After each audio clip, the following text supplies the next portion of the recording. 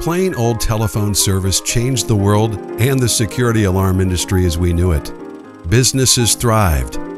Carriers invested billions. And government regulation required carriers to maintain POTS lines for security, fire, and life safety alarm signal reliability. But that all changed in 2022 with FCC Order 19-72. What's alarming is that millions of commercial security systems still rely on POTS to transmit alarm signals.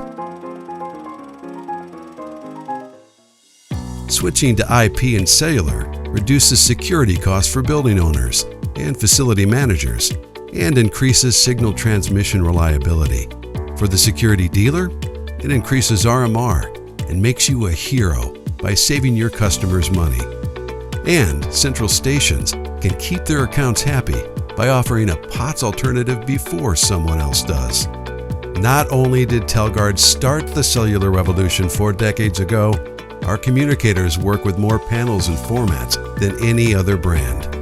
Yeah, vintage movies are cool. Vintage security and life safety system technology? Not so much. POTS is the past.